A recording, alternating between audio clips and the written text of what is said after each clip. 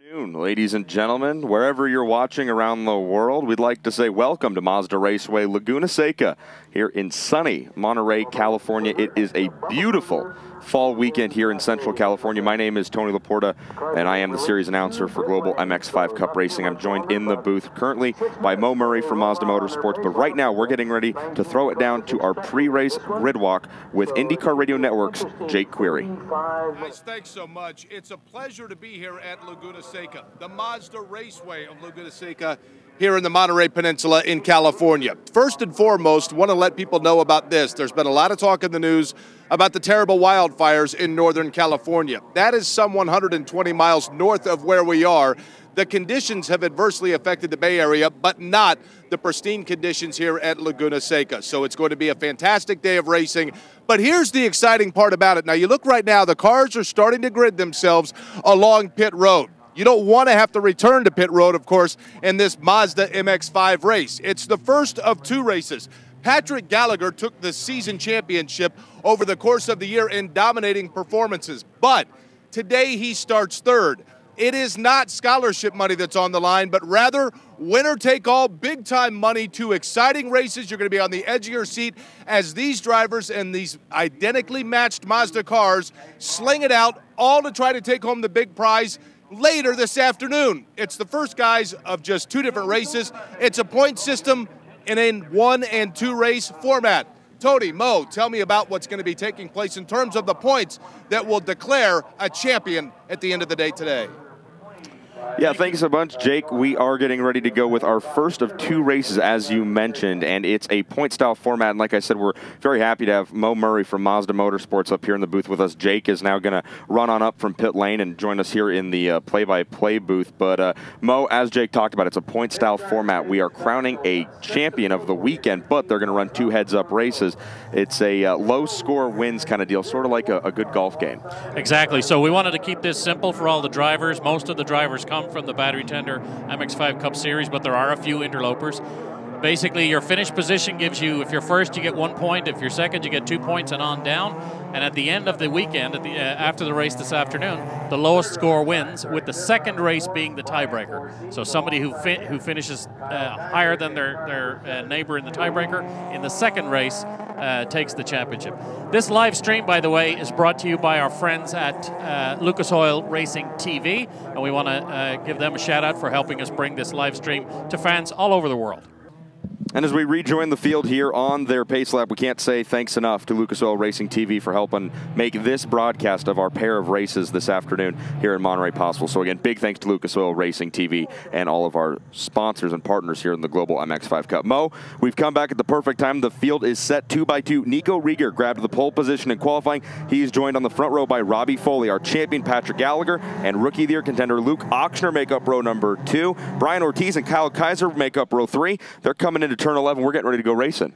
And what a beautiful sight. All these Mazda MX-5s ready to race here at Mazda Raceway, our spiritual home, or Mazda's spiritual home. One more turn before they see the green flag, and we'll see if Nico Rieger can convert that pole position into a turn 1 lead. We're going to see it all unfold now as the green flag flies. We are racing here at Mazda Raceway, Laguna Seca, and we are off for our first of 2 races here today. This afternoon, Nico Rieger works that inside line, but Robbie Foley, the University of Auburn student, hangs tough on the high side as they head down into what technically is turn number 2 there. Foley doing a good job making a race of it, trying to work the high line, but can't make it stick. Rieger, your pole sitter, is going to hold on to the top spot, and we got drivers out in the dirt already kicking up dust. Mo, one of those was Patrick Gallagher, our 2017 champion. He falls from 3rd back to the 4th position, right behind the 77 of Luke Ochsner. So all these cars are running on great tires from BF Goodrich. I'm not sure they were intended to be running out there in the dirt, but more and more cars out in the dirt. Big prize at the end of this one. At the end of the second race, there's a $75,000 cash purse to the overall winner, and that's why you see these drivers pushing so hard and using all the racetrack and a little more. Yeah, I think someone told these drivers a little bit of money was on the line when this thing is all said and done. $75,000 going to the overall event winner. And again, that's not the race winner, that's the event winner. Points are tallied. First place in each race gets 1 point, second place gets 2, third place gets 3 points, and so on. Low point total total wins it. Boy, that looks like Robert Stout getting pretty racy on the entry into the hairpin, or I'm sorry, the bus stop, or I'm trying to figure. McCumbee McAleer has 4 cars, and that's the 72, and I do believe that's Kyle Keizer, the 2017 Indy Lights champion, open wheel racer, folks, making his debut in a fendered race car. Kyle Keizer getting up there, mixing it up with the top 5 early on. They're still spitting dust at the end of lap 1, Mo. And that was Kyle Keizer in the dirt that time. Nico Rager, pole position sitter, he won $5,000 already for claiming the pole position for this race. And another interesting prize here from our friends at Paget Brakes is $5,000 to the driver who makes the most passes across both races. And that's going to make for some of the guys who maybe after the first race don't look like they can get to the overall win. They're going to be pushing hard to try and pick up a little extra money. You're right. Paget stepped up big time, threw $5,000 for the pole position in qualifying yesterday afternoon. I think it's BF Goodrich that's putting up the money for the Driver Enough award. That's going to go to the driver that accumulates the most passes under green flag conditions over the 2 races. So we'd like to thank BF Goodrich for stepping up for the Driver Enough award. Again, $5 grand going to the car that passes the most cars in both races today. And then, as Mo said, Nico Rieger, our pole sitter, picking up a check for $5,000 from Paget Brakes. So lots of money on the line. I think the number, Mo, was $120,000 total purse when all the awards were added up for this weekend of racing here in Monterey. And that's correct. And I apologize. We are rich in excellent partners in this series. And I got a couple of them mixed up there, but everybody who participates in this series, from the sponsors and the partners, the team owners, all the way down to the drivers and the mechanics, they have so much fun in this series. The cars are all absolutely identical. They're all built by Long Road Racing in North Carolina. They're based on the latest generation. That's Kyle Keizer. We got one off. It looks like, I want to say that's on probably the exit of 5 from the camera angle. That's the exit of 6. I apologize. Heading up the hill, and it's the 72. Kyle Keizer, a good friend of mine from the Mazda Road to Indy. He's the 2017 Indy Lights champion, and essentially what that means, with Mo here to talk about it a little bit more, Mazda is so involved in getting young racers up the ladder. You have the Mazda Road to Indy, the open wheel side of things, and then here in sports car racing, there's the Mazda Road to 24. Keizer's your champion in Indy Lights, making a one-off appearance here in MX-5, but these fendered cars are proven to be a little bit more of a handful than he thought, I think. Yeah, I'm not sure he would have ever thought about getting off there in an Indy Lights car. That would have been a little too much excitement. But he's having, well, maybe not having so much fun. He's been having fun so far this weekend in these MX-5 Cup cars. These are all the same cars that run in the Battery Tender MX-5 Cup Series presented by BF Goodrich. Yes, sir. We had a 12-race championship that Patrick Gallagher really ran away with. He's in this race. He's in 4th place at the moment.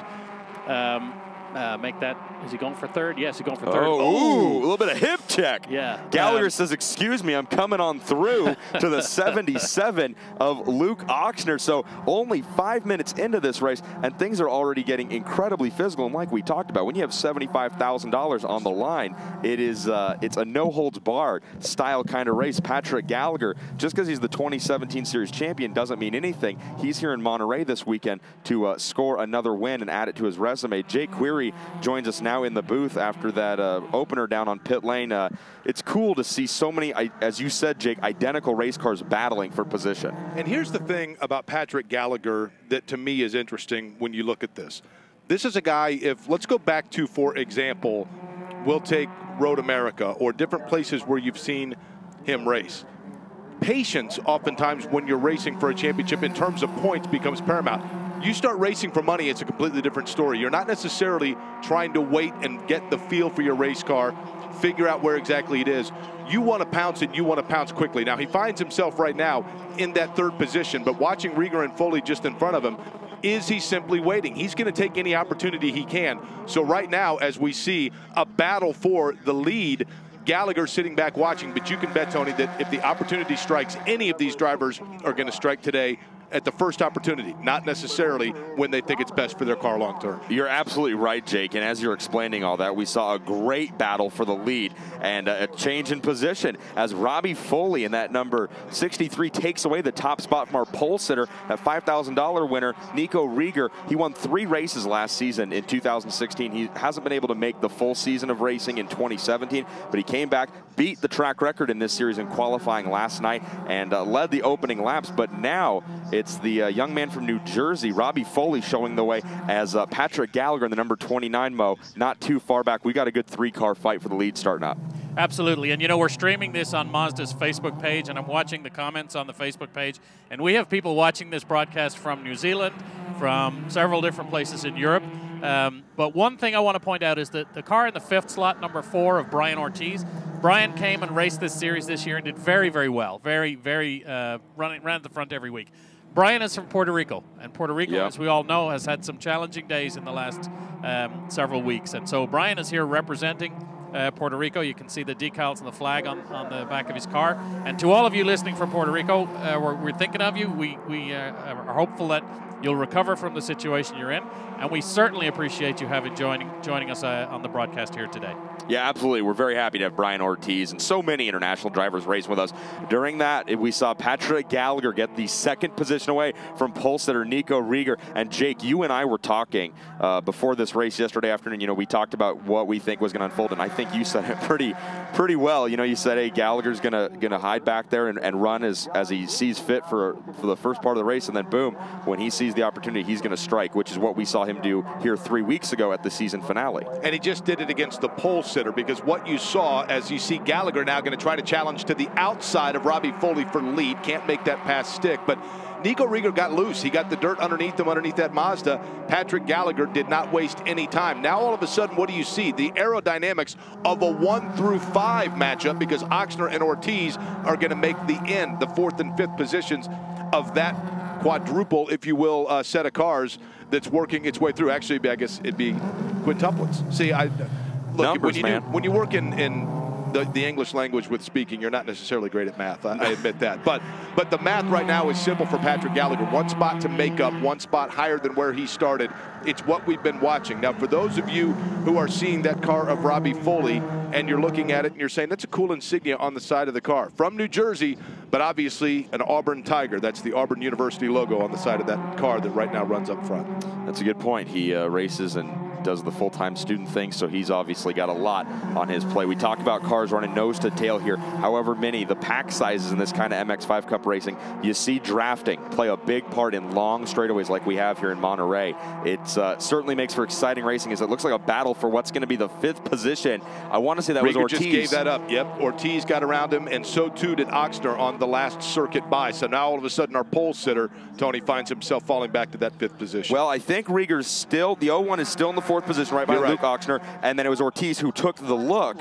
And man, he's had, I think, 6 podium results in 2017. I'll check my notes here in a minute, but Brian Ortiz has been up front battling all year long in our Battery Tender Global MX-5 Cup Series. This is not a points-paying event, but the point is he knows how to race up front. Now Nico Rieger looks to the inside of turn number 5. That's going to be 4th place given up to Luke Oxner. So Oxner's going to go back to 4th, and that promotes our pole sitter back to 3rd. Brian Ortiz still in 5th. There you see him side by side heading up the hill. We check in on our leaders of Foley and Gallagher, but 3rd place, Jake, really good fight starting right there. Yeah, Oxner right now holding on for all he can for that 3rd position. Also, kudos at the early start of this race for Robert Stout. Started this race in the 12th position, has worked his way up now into the 8th spot, doing that in the first quarter of this race so far. But the leader continues to be, as you take a look at it, Robbie Foley, with Patrick Gallagher, the season champion, just behind him. Again, this essentially a 2-race shootout, trying to win all the cash, not all of it necessarily, but certainly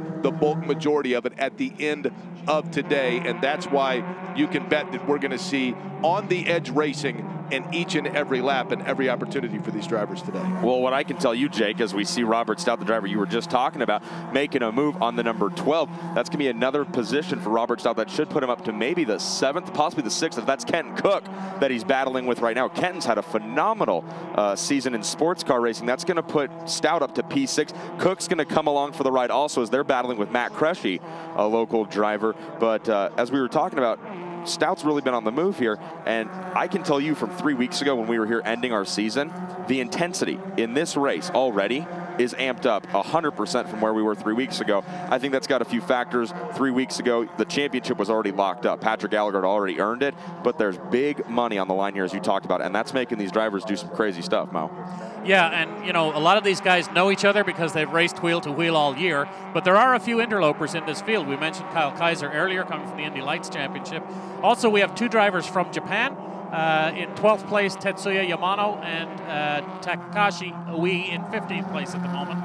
They came over courtesy of a contest in Japan that Mazda Japan selected them from to come join this global challenge. And from Europe, we have Bart Wuben, who's here in 16th place at the moment, and Asen Rashev, both came over from Europe as part of a Mazda Europe initiative to bring drivers to this championship. Well, the other thing about this particular weekend, in addition to everything we've talked about that makes it special, but let's be honest, here you have a number of drivers. You mentioned Kyle Keizer, you mentioned a few of them. As you see now, the pass up front, that is Patrick Gallagher. He is going to put himself right now, P1. Will he hold that pass? That's going to be the question, because right there, it doesn't appear as though Robbie Foley's going to give it up that easy. Robbie Foley gets it right back. We'll keep an eye on this, but Mo, for these drivers, it's got to be exciting to run at the Mazda Laguna Seca, because not only a historic track and one that people know of throughout racing, but also to be able to race at a place where you come in, you see Mazda's commitment to racing, and it's a commitment that these drivers are able to utilize for themselves to advance through their career. That's true, and a lot of these drivers have benefited from the Mazda ladder system. Kyle Keizer, as you mentioned, came out of the Mazda Road to Indy, a scholarship program that advances championship-winning drivers all the way up to ultimately an IndyCar program. The Mazda Road to 24 begins with our Club Racer Shootout, that the winner of that is qualified for a full season, or wins a full season in MX-5 Cup. And then there's a prize for the championship winner in MX-5 Cup, which Patrick Gallagher took this year. And he'll keep moving up the ladder in Mazda-powered cars. And you know, we like to say, and it's true, that more Mazdas are road raced on any given weekend than any other brand. And that goes to the you know, depth of Mazda's involvement in road racing. Well, this battle 3, 4, 5, Tony's getting heavy. I was going to say more Mazdas are drifted right now around this track than any other car manufacturer, as Nico Rieger just got slideways with it, heading up to the top of the hill, getting ready to run down the corkscrew. But yeah, Jake, 3rd place here. It's got Brian Ortiz, pole sitter Nico Rieger, and a young man who I always have to give some love to, Luke Auctioner, racing out of Northern Colorado, a place I'm lucky to call home, or at least I was a long time ago. It's always cool to see Auctioner. It's a family team. It's him and his dad, and they're out here doing it. And they've had really rough luck in the 2017 regular season, but boy, all weekend here on this standalone big money weekend, Auctioner's looked strong, and it's really refreshing to see, honestly. Officially, Auctioner will be scored on that lap as finishing it in the 4th position, but he fell as far back as 5th. That's because he had allowed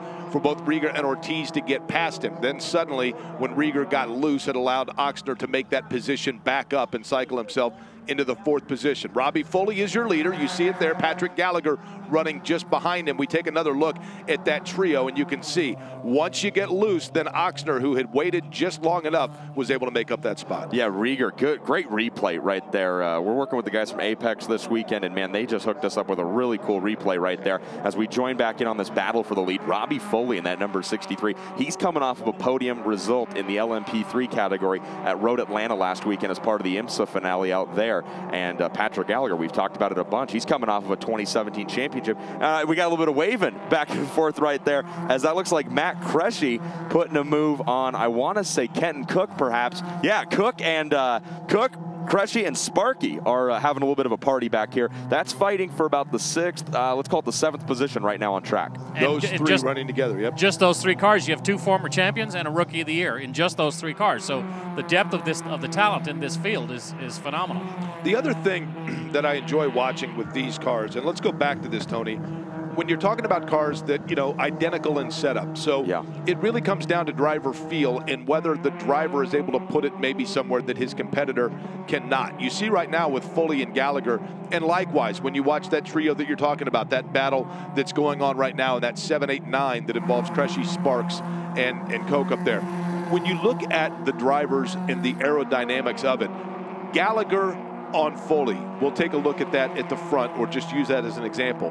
How much is Gallagher simply letting Foley break through that air for him, allowing himself just to let Foley push his car? I'm going to get up right on you. We're going to be magnetized together. You see it right now. Cresci's doing the same thing along with Sparks, just allowing your competitor to go ahead and maneuver that line, and I'm going to tuck in right behind you, and then I'm going to figure out where my car works and where it doesn't. Oh, yeah, absolutely, Jake. I mean, great point. It's the fact of why do twice the work when you can let someone else split the load with you. So yeah, Gallagher's being smart right now. And, you know, this isn't a fuel strategy race. I mean, these cars aren't in danger of running out. You know, it's a 45-minute race. We're almost halfway through it. But yeah, Gallagher sees no point in going up there and pushing out and giving it everything he's got. He's keeping these BF Goodrich tires underneath him for the second race, and he's letting our leader, Robbie Foley, kind of set the pace right now. But as we saw here 3 weeks ago during the IMSA competition weekend, boy, Gallagher is not worried about making a move. He knows that he has the car underneath him to do it. And just to that point, Bart Wubben, who Mo mentioned, our only competitor from Europe,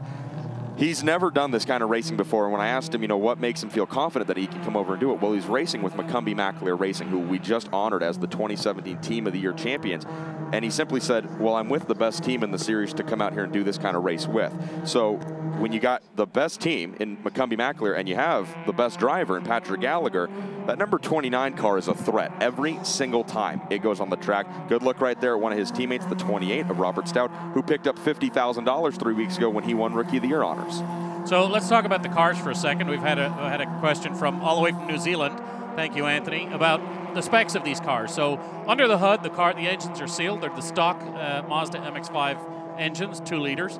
But pretty much everything else about the car has been changed. Obviously, they're running on race wheels and race tires from BF Goodrich. They have a racing brake package. They have a roll cage installed. The transmission is a race-only transmission. And then all the other safety equipment, harnesses, seats, fire equipment, all that kind of stuff. But you can buy one of these cars exactly the same as on this racetrack. And the car at the front and the car at the back are identical. You can buy one of these cars for less than $60,000. And all you need to do is put gas into it to go race. You put a seat in and gas, and you're racing. Now we got a little bit of a fight starting to form back again up here at the front. Robbie Foley didn't have the best run as he came up the hill, and that really allowed Patrick Gallagher to take a look. They come out of 7. They head towards the top of the corkscrew, Jake, and Gallagher is right there, but he seems content to still kind of hold on for a little bit. Looks like Gallagher's car exiting 6 might have been just a little bit better on the outside line because he was able to take a peek and keep it there, but decided not to close that move, touch back in, and Robbie Foley now holds him off by a half a car length. And to your point, Jake, how many times in the championship series did we see Gallagher run behind somebody only to lead the last lap or even the last 40 feet of the last 100 yards? Yeah, exactly. Yeah. Mo, I wanted to get back to when you're talking about these cars being set up identically. When you talk about that, not only are they set up identically, but we're talking about the same place where they're all being set up from the time that they arrive to the time that they actually are facilitated and turned into these race machines, right? So that's correct. The cars are all built at Long Road Racing in Statesville, North Carolina. They're all identical, and everything is serialized, everything is homologated. There are some adjustments that the teams can make when they get here to the racetrack. There are some suspension adjustments. Engines are fixed, gearbox is fixed, all that kind of stuff is fixed. And the cars truly are identical. This is the definition of a spec series, and it's worked. The parity in the series has been phenomenal since this latest generation car was introduced for the 2016 season. Taking a look at that battle for third, Brian Ortiz holds it right now. Then right behind him, that black and gold machine. That is Luke Oxner running in the 4th position. Then your pole sitter, Rieger, running right there in 5th. Really good view right there as Brian Ortiz works his way. Pretty good gap back between 2nd and 3rd. That Ortiz, Oxner, Rieger, Tony, those 3 have been slugging it out so far for the entirety of this race. Well, and Jake, you know, you're no stranger to it coming from the IndyCar Radio Network. I know that you see this all the time, and it's the confrontational racing. And what we're seeing here is 3rd, 4th, 5th. They're having a good go of it, and they're having a lot of fun, but that slows you down. Unfortunately, as much fun as it is to race side by side, we all know that you go slower when you're battling with a guy, and that speaks volumes to that fight for the lead between Robbie Foley and Patrick Gallagher. They know in their heads that if they start getting side by side and get a little racy right now, it only hurts them, because that's going to allow 3rd, 4th, and 5th to reel them back in, and the next thing you know, we have what we typically see. That's an 8 or a 10 car battle for the top spot. These 2 are going to run nose to tail until we get to where they deem is sort of the end of the race, and then we're going to see them get it on, because right now they're slowly pulling away from this pack, and that's exactly what they want to do. Yeah, you've got to bet that the entire time that Ortiz is holding off Oxner and Oxner's taking a look, both of them are thinking to themselves, hey, let's go easy here, because Patrick Gallagher and Robbie Foley are starting to pull away from us just a little bit. You see, again, really good battle there. 3 cars that are involved in it. That's your pole sitter, Rieger, currently running in the 7th position, but he's got all kinds of company as Rieger already a very active day for him as well, but it's going, Tony, unfortunately, in the wrong direction. He's battling right there with Robert Stout, and then the 51, the driver that got around him. That's Matt Cresci, who's a local California driver. And I always got to bring this up about Matt Cresci. I think it's really cool. He runs a school essentially in parking lots wherever he can find them for folks that are looking to learn how to drive standard speed transmission vehicles. Everybody drives an automatic vehicle these days, and it's pretty cool because Cresci's out there teaching kids, teaching adults, anybody how to drive an auto or a standard transmission vehicle, and that's something he does on his off time when he's not busy being a race car driver. Being a race car driver is a busy activity today because, Tony, let's reset it for those that are just joining us. This is the first of 2 different races that we're going to see here in this MX-5 Cup racing at the Mazda Raceway at Laguna Seca. Not 1, but 2. So from a driver's standpoint as well, you're going through I think people sometimes, Tony, forget about the fact it's physically exerting because you're battling that steering wheel. But there is some mental exhaustion that comes as well because you're constantly running through in your mind. The brain's constantly working, figuring out, looking at the line, assessing how your car is. But you better be able to respond because you got another race later today. Absolutely great point, Jake, and you're right. I mean, it's a 45-minute sprint race because these guys are on the edge the entire time doing everything they can to push and be as fast as possible. Listen, I'm telling you, high school was the toughest 7 years of my life, and it's because I was on the edge mentally the whole time. You and me both. Right? But you know, you bring up a great point. Physically, there's something to be said. It's a warm weekend out here in California, but mentally, you hit on a great point. These guys, the cars are so even, it's up to the drivers to really make the difference in these race cars. So they've got to be on the edge mentally, doing everything they can. Quick run down the field. Robbie Foley, still your leader. Patrick Gallagher right behind him in second. Brian Ortiz up as high as third. That's as high as we've seen him. Luke Oxford, that number 77 for White Racing, runs fourth. Matt Cresci currently rounds out your top 5. Robert Stout, 2017 Rookie of the Year, runs in the 6th position. Nico Rieger, our pole sitter, is 7th. Let's see, your 8th is Kenton Cook. Yes, next break will be the Lucas Oil spot. Bo will call for it. Oh, if somebody else off in the dirt, that is the... That's the 01 of Nico Rieger. Nico Rieger. Our pole sitter has not had a very good go of this one, Jake. Yeah, and unfortunately, you know, sometimes that's what happens, Tony. When you start out up front, you see other cars that maybe just are finding their way around a little bit better. Guys like Gallagher, Ortiz, Foley, that have gotten past you, and then what happens? You start to push a little bit. Rieger, this isn't the first time that he found that dirt. You see once again, Foley's starting to get pushed by Gallagher. What happens? I'm not going to say that it's necessarily that you get sloppy, Tony, but you are taking chances putting the car where you normally would not because you're starting to get a little over anxious. I think that's the perfect way to put that because these drivers, Jake, are not getting sloppy. You said that so well. They're taking chances and going as aggressive as possible because they know they have a competitor right behind them. Good shot right there of our battle for third place. That's going to be Brian Ortiz in the 4 car leading the 77 of Luke Oxnard. It's a kind of a 2x2 pairing right now. Been magnetized to each other all day. Neither one can get away from the other. Well, and I just can't say enough about how cool it is to see Luke Oxnard having a strong weekend because almost everywhere we've gone in 2017, he's had the pace, but something happens. There's been run-ins with several drivers. There's been mechanicals. There's just been issues that have plagued him all season. And so for Oxnard to have that pace at the start and run up front, it's so nice to see as Gallagher takes a peek to the high side, but Foley's going to defend the low line heading in through 5. Not much of a shot there for Gallagher. Soft for just a second there when Gallagher went to the outside. That's what happens when you get into that air just a little bit. We call it dirty air coming off of the car. Now again, Gallagher goes to the outside. What happens? Instead of Foley cutting through and allowing for that clean air for him, that air comes off of Foley's car, disrupted Gallagher just a little bit. You saw that loose end get loose, and he was not able to make the move, but now he tries it again, and again, this time, beautiful setup by Gallagher. Gets a little bit loose, there's contact. Gallagher gonna try to hold it on the outside, but Foley holds him off. Door to door through the corkscrew. This is like a 1980s music video. It's getting physical out there right now. Somebody lost a rear view mirror, I think, as well. Yeah, the side views are coming off these cars. You don't need them where these guys are going, and now, just as I said, you're gonna see 3rd and 4th place. Look at that, just running through the corkscrew side by side, slowed our leaders down so much. Brian Ortiz and Luke Oxnard are not necessarily on their tails yet, but they are so much closer than we've seen them all race. And one thing, for fans of, here it is, we see a replay of Patrick trying to go around the outside of Robbie Foley. That's beautiful. The inside.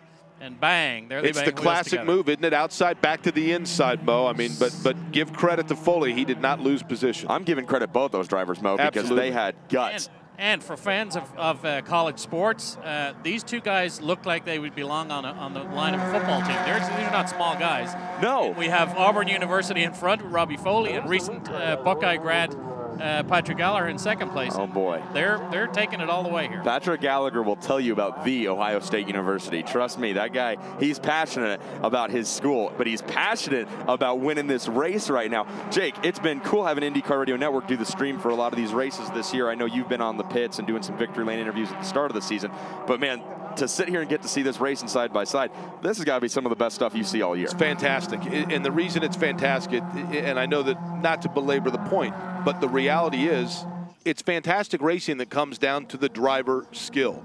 And Mo talked about it. You have, in the form of Patrick Gallagher, a guy that I just think you look at that outside-inside move that he made. Now, Foley did an excellent job of anticipating it and making sure that he kept his line and not necessarily panicking and allowing for Gallagher to slip through. But that's the thing about this series, is just figuring out in the line. Gallagher kicks up dirt, and then you can see all of a sudden as he does so, Ortiz, who still inexplicably has on the left turn signal, goes exactly where Gallagher does. Doesn't cause anybody to lose spot on track. Also want to take a look at the fifth place machine. That is a Matt Cressy. You see it go by right there. He is turning right now the fastest laps in this race. Ortiz and Oxner are going to go side by side. That black and yellow machine, that's that of Luke Oxner. That's the battle for third. Ortiz is going to hold that off. Oxner, though, nice job keeping that outside line. Both of them, though, still about 8 or 10 car lengths back to the second place running Patrick Gallagher, while Robbie Foley is still your leader. This is good racing, man. This is so fun, and I'm so fortunate to get to the PA for this series everywhere we go, and I go up in the booth with PA announcers at tracks from Watkins Glen International to Road America to Barber Motorsports Park. Boy, that's going to be Ortiz dropping the left sides for quite a while, coming through the infield right there. But what I'm saying is PA announcers all around the country I work with see this racing, and they admit flat out, they go, this is some of the best racing I've seen all year, easily some of the best racing of the weekend. And speaking about that, it reminds me, the big news this season, MX-5 Cup racing has always been strong, Jake, but this season they've gone through a huge transformation with Anderson Promotions picking them up and handling the race weekend duties. And then with that, they've become sanctioned by the IndyCar series. And so you have IndyCar sanctioning as we pick up a great shot right here of one of our Japanese driver, Yamamoto, Tetsuya Yamamoto, trumping over from Japan in that number 7 car. We're very happy to have both Yamamoto and it looks like Takashi Oi in the number 56. We're going to try and go back and pick up Oi here in a moment. But MX-5 Cup racing has gone through a big transformation with the folks from Anderson promoting it and then IndyCar sanctioning it. And you have a great on-track product like this, it makes people like the Japanese, the Europeans, want to come over and compete in this series. And that's where you see Tetsuya Yamamoto and Takashi Oi making the long pilgrimage over here to California to compete in some world-class racing. And the growth of the series here in the U.S. is happening overseas too, in Europe, in Japan. People are looking to how do they fit this car into their racing plans. You know, obviously motorsports in Holland has gone through a fantastic period with a young Dutch kid, Max Verstappen, running in Formula One and being so successful that motorsports in Holland is strong at the moment. We have a Dutch driver in the field here also, but the Japanese guys have come over and invested a lot in coming over here to run these cars and putting on a stout performance. This is a good look at the 56 of Takashi Oi, and he's one of our 2 Japanese drivers. He's over here with the support of Best Car Magazine Japan, as well as Bride. Takashi racing with Winding Road Team TFB. Tokyo, Japan is where he calls home. And then our other Japanese driver, Tetsuya Yamamoto from Moriya City, Japan. He's also driving with Winding Road Team TFB. And he's got a lot of partners helping him make it possible. Cabana, Tomei, ComDrive, X-Motion. He's a 52-year-old racer, and he competes weekly in the Japanese Super GT Series. So awesome to have those guys over here racing with us. The other thing you see in this series, and that is the fact that the sponsorship. Some of the great sponsors that we see sponsoring motorsports that are involved in this series because of the fact, as you had mentioned, you're talking about truly a global series. Your brand is going to get out. Lucas Oil Television, Lucas Oil being involved. Traxxas we see. These are companies that have dabbled in different forms of motorsports, committed to different areas of motorsports. This series, no exception. Absolutely, and running in the 3rd spot right now, Brian Ortiz from Puerto Rico. He's sponsored by Bea Motors, who are the distributor of Mazda's product. And they're very busy. They bought several of these cars and they brought them to Puerto Rico, and they're very busy putting together driving events and even racing events on the island, or they were until, of course, the island had its trouble with the hurricane. And to everybody in Puerto Rico, we wish you the very best. And there's a move that's Luke Ochsner. That will he didn't pull it off. He got man. Ryan got the switch back on him and got back in front. This is so cool to see Luke Ochsner being able to showcase the driving ability that he's shown us all year in lap times, but unfortunately, again, results just haven't been there. Boy, he put a monster move. Let's take a look at it again here, Jake, as he dives down into turn 2, clearly carries a little bit too much speed, hits that inside curbing, and the back end just comes up, wasn't able to keep it planted, and that allowed Brian Ortiz to drive right back by. And now he's got to be careful because he's got the fastest car on the track a few circuits ago, Matt Cressy, looming right behind him. So as he sees all of a sudden that dirt get kicked up by Ortiz, he's now all of a sudden got Cressy right there, and then Robert Stout wants to come up and play with those guys as well. So it's funny, Tony, you were talking about in doing the public address for this series and seeing it at different places. I know one of the things people ask a lot of times is, gee, how can you tell the cars apart? For you, it's easy because when you do the PA, basically at any point in the race, you are seeing each and every one of these cars because they're not only running close together, but in addition to that, you're hard-pressed to find anybody that doesn't get involved in some exciting side-by-side action at some point through the race. Absolutely. I mean, we've been very blessed this year with how good the racing's been, and I can't say enough for Dan and Michelle Anderson and Anderson Promotions, and then you have the folks like Mo from Mazda Motorsports, mostly, you know, John Doonan and Kyle Kimball and David Cook, and the entire Mazda Motorsports team, as well as the sanctioning body, IndyCar. They've all come together in this perfect storm to make Global MX-5 Cup racing so, and we've had a great season of racing. It's awesome to end it here in Monterey at Mazda Raceway Laguna Seca with such a unique and standout event. But this racing, I truly feel fortunate to get to call each and every weekend because it is exciting stuff. 3rd, 4th, 5th, and 6th, you could throw a blanket over right now. So with just about 12.5 minutes left in this race, let's revisit the scoring. Yeah. Because this, as we said, is the first of 2 races today. The second one is coming up at 5 p.m. California time. If they finish the way they are now, then Robbie Foley would get a 1 for this event. Yep. Patrick Gallagher would get a 2. If they go into the next race and those positions are swapped, Patrick Gallagher would get the overall. They'd have the same number of points, but Patrick Gallagher would get the overall because the second race is the tiebreaker. Absolutely. So the overall, of course, carries that big cash prize. $75,000. I think it's $25 going to second, Mo. And then 10 for third. $10,000 for running third. And that's, again, in the event, not how they finished this race and not how they finished the second race. Mo did a great job. It's 1 point for first place, 2 points for second place, 3 for third, and so on and so on. Low point total wins. And just in case you're wondering how we set the starting grid for race number 2, those positions are determined by the second quickest lap in qualifying yesterday. So your fastest lap in qualifying yesterday afternoon set this race, race number 1 starting grid, race number 2 starting grid set by the second quickest lap time in qualifying. So both of our starting grids are already set. I wanted to get back to something, Mo, and pardon my naivete, we'll use the term interloper here, as the interloper somewhat speaking in terms of the way that you're talking about with that prize money. But I think this is important to emphasize. This is not necessarily, and not that there's not something fantastic, because there is, about Mazda's support in terms of scholarship money. This is not scholarship money that these guys are driving for.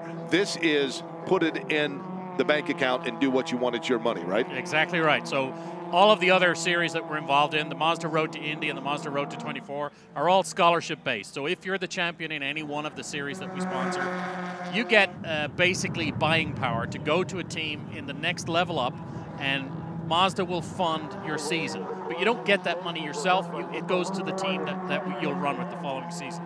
For this event, it's cash. We're going to give one of these drivers $75,000 later this evening.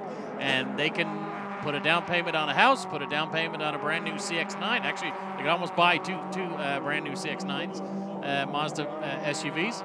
They could buy one of these Mazda MX-5 Cup cars, right? Actually, that's a great great note there. They could buy one of these cars and run left over and run most of a season. Jake Query, investment banker, ladies and gentlemen. Yeah. He's helping you spend your money before you even make it, as we still have roughly 9 minutes of racing to go here. Robbie Foley still your leader. Patrick Gallagher right there in his tire tracks in second place. Brian Ortiz, Luke Ochsner and Matt Cressy involved in a great 3-car battle for what would be third. And then we tune in right here and we see Ochsner, Matt Cressy, and Robert Stout. Jake, you pointed out earlier, he's been one of the movers and shakers in this race. Stout qualified outside the top 10 in the 12th position. We find him right now. He's probably going to be scored in P6. And now we've had a change for the lead up front. Oh, Foley gets on the power, stands on the loud pedal a little early, comes right back underneath Gallagher as they're door-to-door heading up the straightaway. They're going to hit the kink, turn 1, and then down into the Andretti hairpin, turn number 2. Who's going to break first? Foley's got the inside line. Gallagher wants to force the issue on the high side, though. I don't think it's going to work. Nope, Gallagher, I think, when he went high. Now, we've seen where he's been able to stay high, and this time he has to do it again. But again, that rear end of the race car gets just a little bit imbalanced. That allows Foley to hold the position. Now Gallagher's going to try to go driver's side. Still not going to work. He's trying to work, Tony, every single angle at this point of Foley, but he's not able to close each time that he tries to take a look. So that run from turn 11 over the hill down to turn 2 with these two cars, they come from two separate teams. Yeah. So the setups are not identical, the cars are, but that run will show you what the parity in this series was. There was absolutely nothing between those two cars as they came over the hill. Well, Long Road Racing, Glenn Long and his team put over 5 engine seals in different places around these Sky Active motors. And so you're right, there's no way these teams are doing any engine work. And it comes down to something we've been talking about, Jake. It's going to be the driver that decides this race when it's all said and done. Gallagher, again, is going to try to take a look at Foley. Now, when they went through that exchange, once it settled down, Foley was able to get himself a little bit of breathing room. Gallagher was technically scored the leader because during the course of that exchange, they crossed over the scoring line when Gallagher was in front. But the lead was not permanent, obviously. Foley was able to come back and get him again. So it's Foley with Gallagher, who gets now very outside, and Patrick Gallagher, this is what we're talking about, getting very far to the outside, but what a save, Tony, to get that 29 back on the track. That is exactly the opposite of what Patrick Gallagher wanted right there. He off-roaded the farthest we've seen him or any MX-5 Cup competitor do all season long. He was way out there in the sticks, and that puts him right in the clutches of the number 4, Brian Ortiz. Gallagher's going to defend a lane and a half low heading into turn number 2 as to not give Ortiz a chance, but that just changed this entire race completely because 1, Robbie Foley, no pressure. He's got 7.5 minutes to get out in front and stay there where he's at currently. Gallagher has to worry about Brian Ortiz, and you know as soon as Ortiz makes a move, you're going to have the Sharks in the form of Luke Ochsner, Matt Cressy, Robert Stout right there ready to pounce. So this race just got blown up with 7 minutes to go. Yeah, Stout's right there. I mean, that's an interesting trio, that Ochsner, Cressy, Stout trio. Foley is the leader comfortably now at this point, as comfortable as you can be with Gallagher behind you. Let's call it, you can see it there, 18 or so car lengths.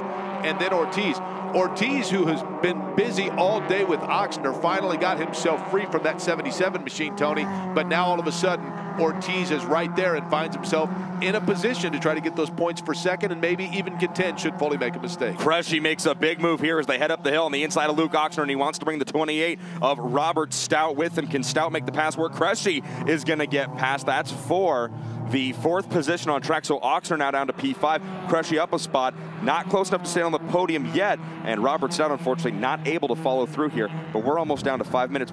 40 minutes goes by pretty quick when the racing's this good, Mo. Exactly, and we've been talking about drivers and we've been talking about cars. We should also give a shout out to the teams that operate here. Across the first several cars here, we have 1, 2, 3, 4, 5 different teams in the top 5 positions. With McCumbee McAleer, with Copeland Motorsports, 6 Sideways, Hoover Speed, White Racing, and some of the others. Winding Road always put up a good performance in this championship. So these teams are fully vested. They're finding talent. They're bringing drivers to the series. We talked last night with some drivers who have made the decision to join the series for next year, and that's very exciting for some of the teams that are here. But before next year, of course, we have another race this afternoon that will decide the winner of this doubleheader. You know, the racing is so good. We've got 19 cars on track right now, and it's been a great season in the Battery Tender Global MX-5 Cup. There's a lot of drivers who have made that series really exciting. You know, you've got drivers like Ashton Harrison, Patrick Wilmot, Max Faulkner, that I wish were here racing, honestly. Tom Martin, Hernan Palermo, Ara Malkassian, Joe Da Silva. Mo, those are the drivers that we saw put on some really fun battles all season long, and it's a bummer that Ashton and Patrick and Hernan and those drivers aren't here. Wherever they're at, I hope they're watching, because this is darn good racing. But if you drivers are watching, you know that you need to be at the Global Challenge in 2018, because this racing is bonkers. Second place right here. Gallagher and Ortiz, I think they know that they have a chance maybe with 4.5 minutes still to go. The gap last time by from Foley back to Gallagher was 1 second flat. I'm interested, Jake, to see what the deficit shrinks to this time by, because they haven't lost any ground. It looks like they're doing their best to reel them in.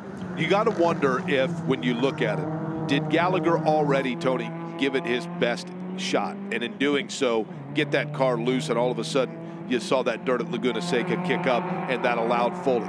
But at that time, you thought to yourself, well, simply Foley has this one in the bag. He's got to come to believe, but he himself cannot make any mistakes. One other thing I wanted to address when talking about this series, and Mo had talked about it, those coming over that did not run the course of the regular season. How about Kyle Keizer? Yeah. Now, folks, I actually see the Indy Lights, as do you guys, the Indy Lights, the final ladder step, if you will, before the Verizon IndyCar Series. Kyle Keizer will be running in Verizon IndyCar Series cars next year. Comes into this race. Yes, there's an acclimation period with those cars. Started 14th, running 17th now. That is not in any way, shape, or form to speak on Kyle Keizer not getting in and immediately getting used to these cars, but rather about the depth of talent of those drivers in front of him within this series. Absolutely, Jake. I mean, you put that perfectly. It's not a knock on the Indy Lights champion of 2017.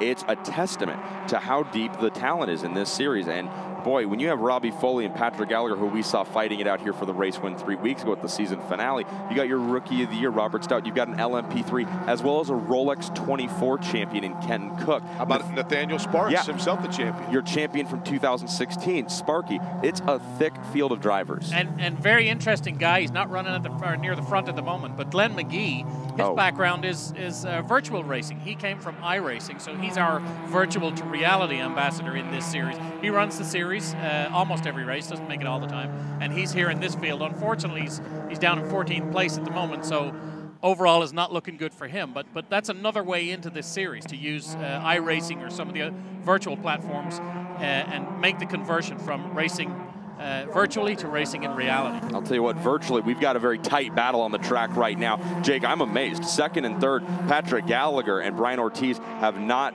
picked up the battle that they very well could have, very easily could have, and they've done a great job at reeling in Robbie Foley. We're about to see a 3-car fight for the lead here. They're 2 minutes and 20 seconds to go. I imagine they're going to see the white flag next time by. They're working on some lap traffic now. They've got one car probably 10 lengths ahead of them that they're going to have to get around. But boy, Foley is doing well, but Gallagher, like you talked about, is just ready to pounce here late in the race. You know, you got to wonder also if you don't get a little bit of, considering that you know you're running 2 races. Now, just when I say that, all of a sudden Gallagher and Ortiz kick it up.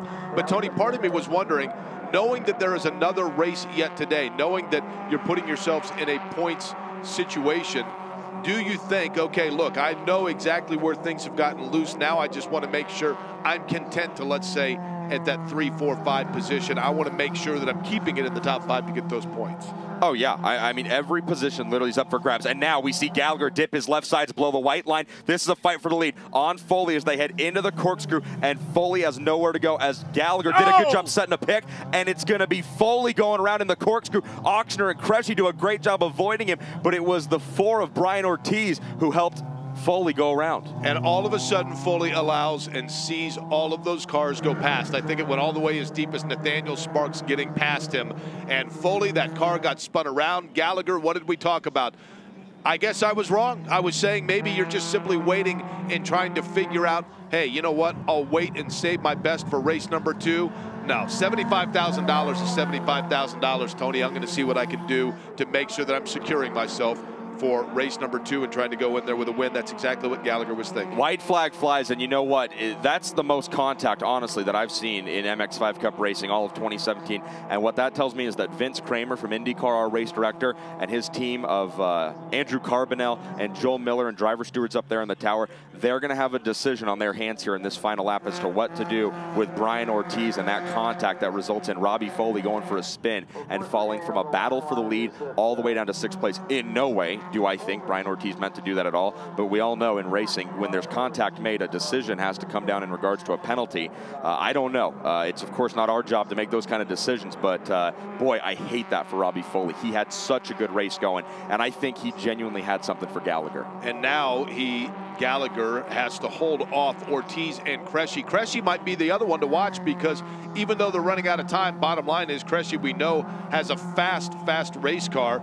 Ortiz, as you talked about, Tony, maybe there's a penalty, maybe not, we'll see. Just as we say it, Cressy right on cue starts to take a hard look at Ortiz. This is the battle for second because up front it's clean and green till the end. As Patrick Gallagher, he picked up 8 wins in 2017. He's going to come through the final 2 corners as Brian Ortiz and Cressy get a little physical. Cressy, was he going around the outside? I think he made that pass stick around the high side. They head into 10. Gallagher's going to make the left-handed sweeping corner onto the front straightaway. The first of 2 checkered flags in the 2017 Global Challenge will fly, and they will fly first over the hood of the number 29 from Macomb McAleer Racing, your champion, Patrick Gallagher, off to a good start. He's got 1 more race to go, but he scores the victory here in race 1. Matt Cressy steals it on the last lap, 2nd place and 2 points away from 3rd place finisher Brian Ortiz. And it was exactly as we thought might happen, in the fact that Patrick Gallagher seemingly waited until the very end to make his move. You take a look there at that 29 machine of Patrick Gallagher and Mo Murray. Let's face it, this is a scene that we are used to seeing over the course of the season. A little bit different in terms of what they're racing for, but the result's still the same.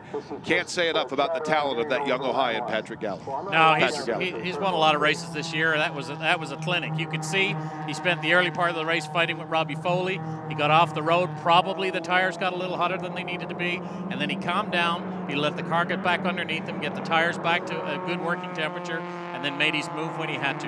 Shame that Robbie Foley got turned around in the corkscrew there, but that's racing. It's good for Matt Cressy, good for Brian Ortiz, of course. They're all in with a shout of the overall at this. Taking a look at your winner, Patrick Gallagher. Cressy finishing 2nd. Brian Ortiz is 3rd. Then Robert Stout and Luke Osner rounding out the top 5. Robbie Foley finishing in 6th position after that spin. The former champion of the series, Nathaniel Sparks, finishing in 8th position. Your pole sitter, Nico Rieger, by the way, rounding out the top 10. So we're going to come back to our podium interviews and talk to the top 3 drivers and see how they feel about the race. Before we do that, if you're watching this live stream, it's brought to you by our friends at Lucas Oil Racing TV, and we want to give them a shout out.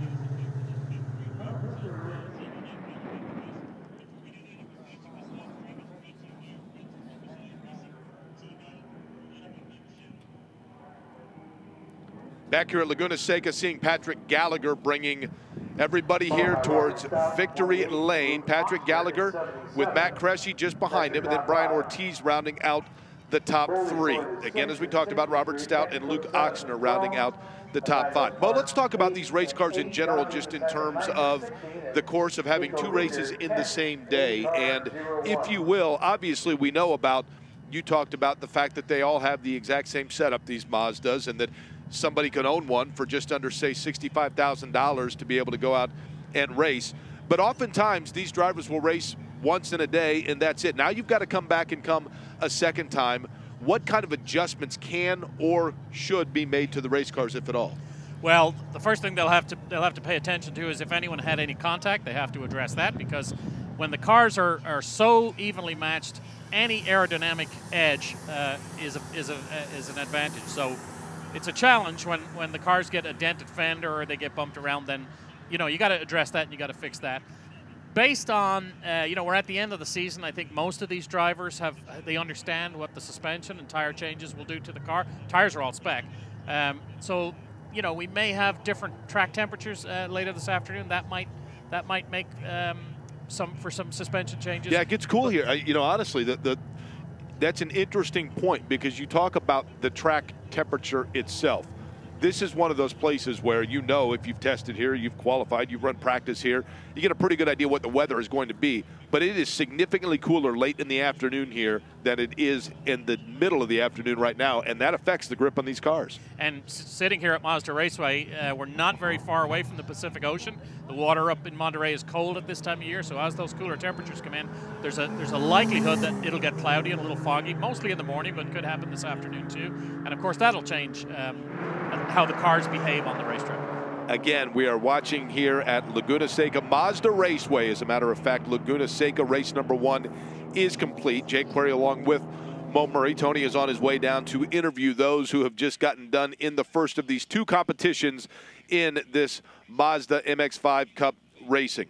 Mo, in talking about, I wanted to get back to this, the things, as you had mentioned, you get loose. We saw some contact throughout the course of that race. What changes are you prohibited from making, or are there any between races 1 and 2? Well, there's a lot of changes you're not allowed to make. Obviously, there's a very limited amount of things you can change on the car. Some suspension and tire pressures maybe, but the tire pressures are, because the tires are all spec, there's not a lot of room for advancement there. The engines are all spec. The gearboxes are all spec.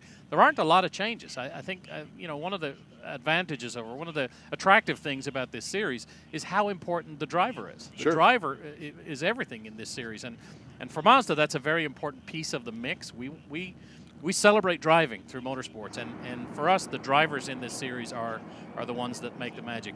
And to do it here at Mazda Raceway, this ribbon of asphalt is known throughout the world as being a driver circuit. You can come here with a fast car, and if somebody has more horsepower than you, but you're a better driver, you can beat them on this racetrack. Mazda Raceway, of course, in its 60th year. The track was built in 1957, and it still remains one of the iconic racing destinations in the whole world. How much pride do you take, you know, not only as a company for Mazda, Mo, but yourself in general, just to be able to facilitate and watch drivers come up and graduate their way through the form's different levels of racing? It's a huge part of who we are. And the pinnacle of it is when we go to a race like the Indy 500, and you look at the number of the 33 starters in the Indy 500. When you look, I think last year the number was 25 of those 33 starters came through the Mazda Road to Indy ladder at some point in their early in their career. It's a huge validation for what Mazda stands for and how we celebrate driving. And we do the same now on the sports car side. We have drivers in our prototype program who have come up through the sports car ladder, and we have drivers who, Mazda drivers never really go away. Even if they're not in a current program, they come as coaches. Tom Long, Joel Miller, Jonathan Bomarito were all at the SCCA runoffs a couple of weeks ago, coaching drivers. So Mazda drivers never really go away. They stay as part of the family, and that's very, very important to us. And I think, you know, we're seeing now with that Mazda Road to Indy, the fact that that ladder series is indeed working, because drivers are advancing their way through, staying with it, and of course having the dreams of the next level, the next step along the way. Patrick Gallagher, Matt Cressy, there are a couple of the guys that have exactly that in mind, and they're celebrating here after race number 1. Still, Tony, a lot of racing left to do for these guys, but you're down with them here at Laguna Seca. You're absolutely right, Jake. Down here in Victory Circle, Matt Cressy scoring the win after a very hairy last lap. Tell me, what did you see from your windshield? I couldn't even tell you. I don't remember a thing. That was such high pressure the entire 45 minutes. My memory was just kind of wiping itself clean every lap. But Ortiz, I think, had an issue and had to let me by, and then found out when we came in that Patrick might have been bumped us. So out of all the races here, this is probably the first one to come out on top. It's probably the right one. So very happy to be here. You're a rookie in this series. You competed the full 2017 Battery Tender Global MX-5 Cup schedule, and now you stand here with the win. The first 2 races, you guys still have one more to go.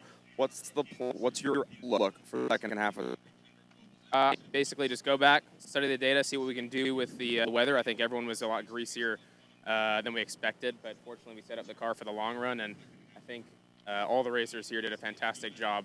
Having no full course caution is something that I don't think anyone expected. So it just shows how professional all the drivers are here and the deep talent field. Okay, and then finally, we were here 3 weeks ago for the season finale, and we saw intense competition. Brother, I guys raced all season. I've seen some. Can you the intensity in this big weekend?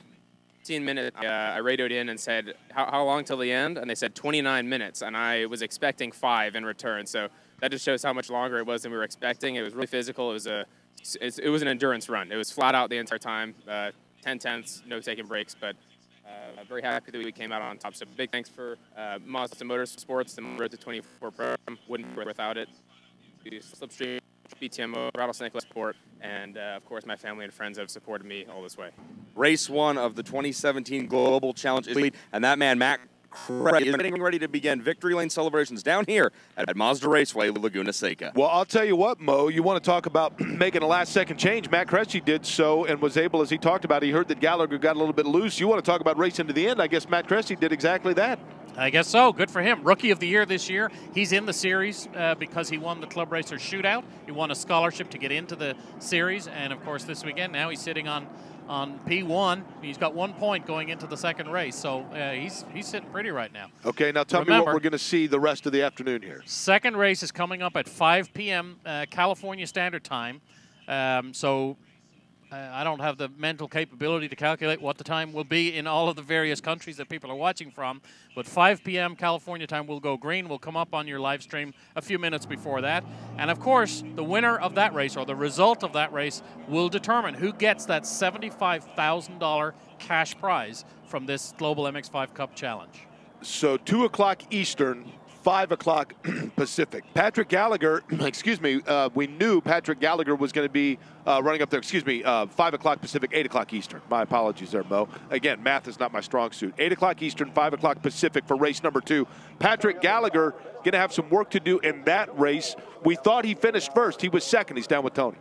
Patrick Gallagher, you're right, Jake. We thought he was going to end up with the win here. Basically, what have they told you?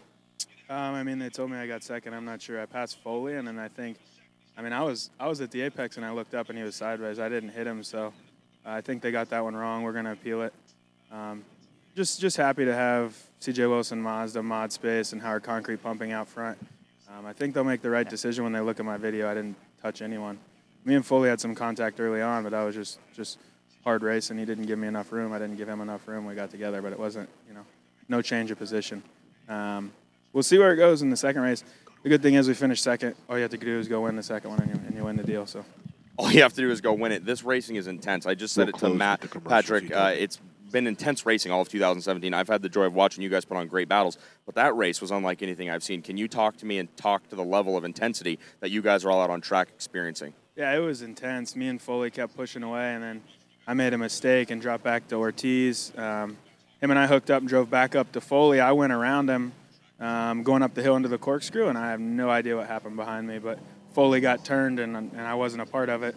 And then I pull in here and figure out that I guess I finished second. But like I said, we can still win the race, and just really happy to have Mod Space, CJ Wilson Mazda, and Howard Concrete pumping on the car. Up front, still with a shot to win the $75,000 bucks. All right, Patrick Gallagher came across line first, but is scored in second. Thanks so much for talking to us, Patrick. We're going to head upstairs and begin victory lane here shortly. Guys, back to you. And we will see, I guess, Mo, when we get set for race number 2, whether or not that appeal is upheld, right? Yes, we will. It's not a result I was expecting, but here we get to now. Yeah, Patrick was clear. I'm not really sure what the official call there is, and of course we will wait for the official call. That was Robbie Foley when everyone got past, and it looked like that air just all of a sudden, Foley, that machine just kind of spun around on him, and as a result, Gallagher was able to get past him, but we shall see whether or not that appeal is denied, whether or not that appeal is upheld. But as it stands right now, Matt Cressy, your winner in race number 1 here in this Mazda MX-5 Global Challenge. Patrick Gallagher second, Brian Ortiz rounding out the podium. Will that be the finishing order in race number 2? That remains to be seen, but we look forward to bringing that to you from here at the Mazda Raceway at Laguna Seca. Join us again right here at 8 o'clock Eastern Time in the United States, 5 o'clock Pacific for race number 2 from the Mazda Raceway at Laguna Seca. And for our friends in New Zealand who've been asking what time is that, it's 1 p.m. in New Zealand. 1 o'clock in the afternoons. 1 o'clock Sunday afternoon in New Zealand, right? Yeah. All right, That's top of the day to you. We look forward to talking to all of you then. Enjoy it until then, and we're just a couple hours away from race number 2.